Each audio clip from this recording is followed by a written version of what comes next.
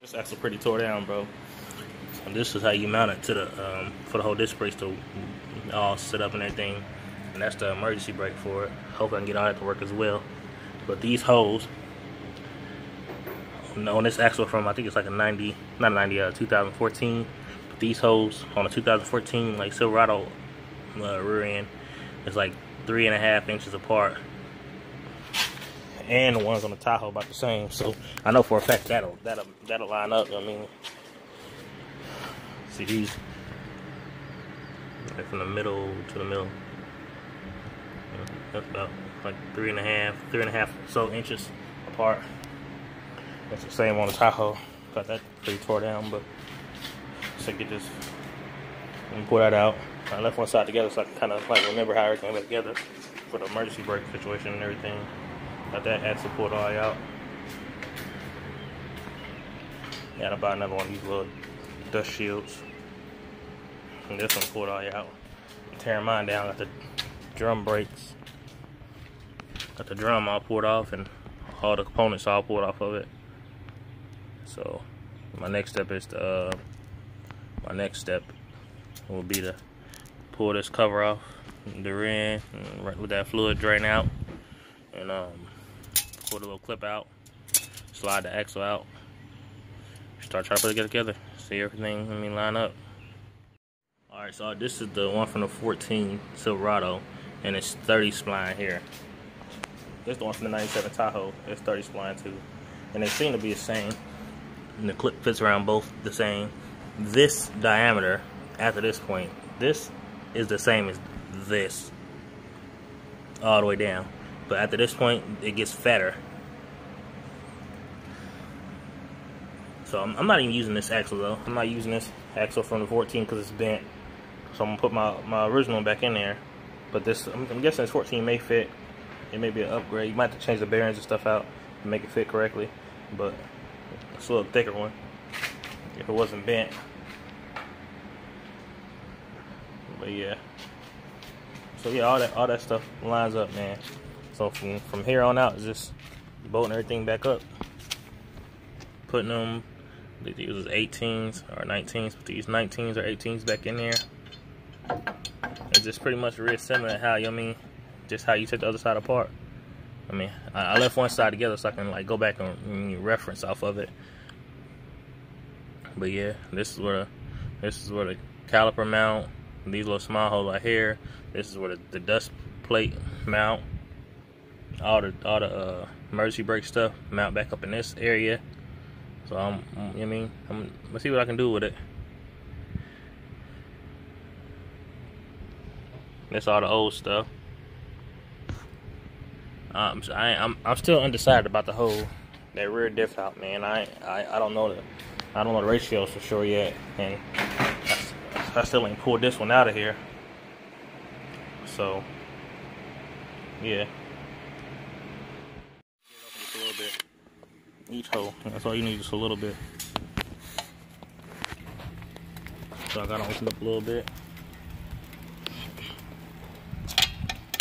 Fit down in there now. Boom. So yeah, it's starting to rain a little bit from outside, but you can get opened up a little bit. Hold it for quick. Point it at me. Looking at this. Get your 4 washers. Stick them here.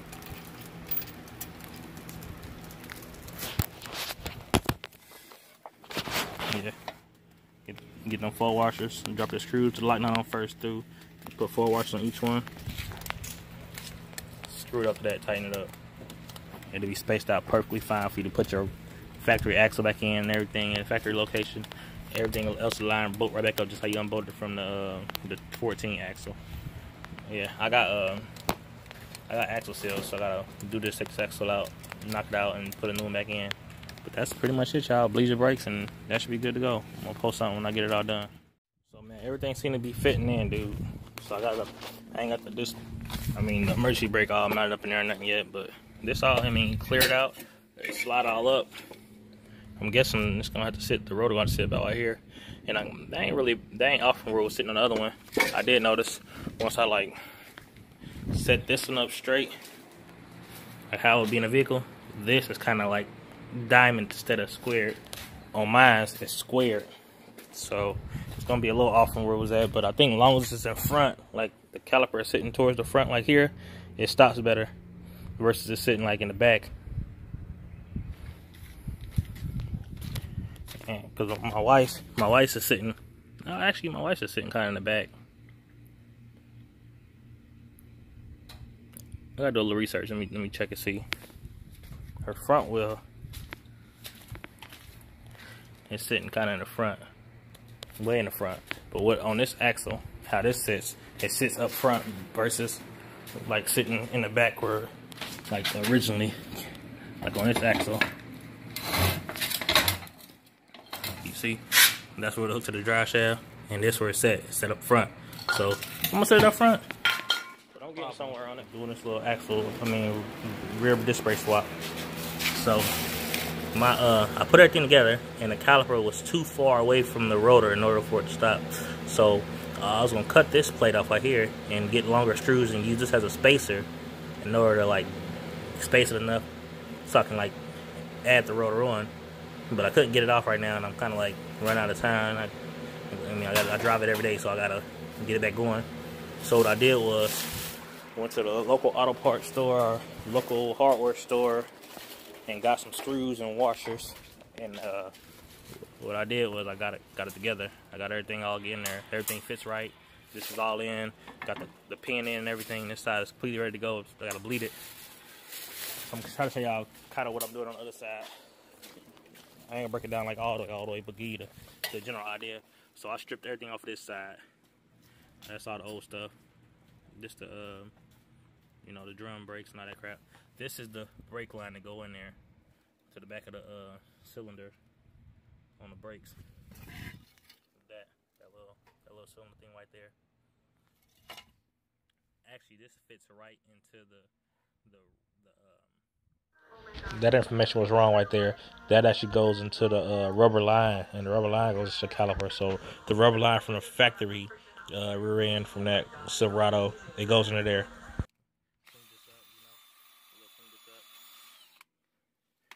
Axle seal is leaking. When you take the bolts out of this, these are the bolts you got to reuse for this. They're the right size, but they too short. So I did the research for everybody, and the bolts I found that work perfectly. That screw in, it's grade 8 and everything that works perfectly are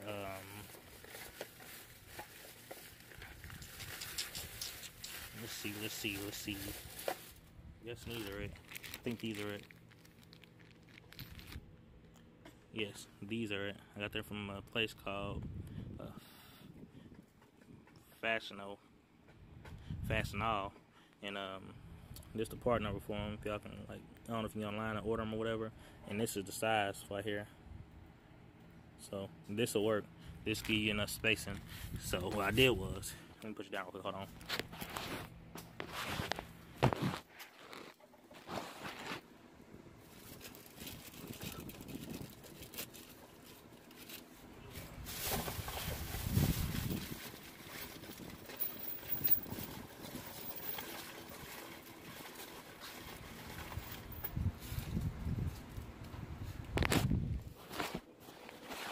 Okay, so what I did was, with my new bolts, the longer bolts, they're about a ½ inch or so long, longer than the other ones. That's probably about an inch longer than the other ones. This the old ones, this the new ones. So what I did was, I got some washers, the same size as that locking washer that come off of it, are pretty freaking close. See? So what I did was, temporarily, until I get the plate off the old axle, I put my lock washer on to lock me down. Got this right here. Take them right here. Drop a screw down through. Oh yeah. I still gotta drill this one out, like I did the other one. But step bit. Get it open just a little bit. Each hole. That's all you need, just a little bit. So I got to open up a little bit. Fit down in there now. Boom. So yeah, it's starting to rain a little bit. I'm outside, but you get opened up a little bit. Hold it for quick. Point it at me. Looking at this. Get your 4 washers. Stick them here.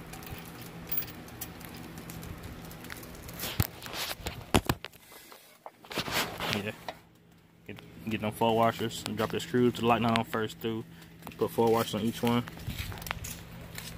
Screw it up to that, tighten it up. It'll be spaced out perfectly fine for you to put your factory axle back in and everything in the factory location. Everything else will line bolt right back up just how you unbolted it from the 14 axle. Yeah, I got axle seals, so I gotta do this axle out, knock it out, and put a new one back in. But that's pretty much it, y'all. Bleed your brakes, and that should be good to go. I'm gonna post something when I get it all done.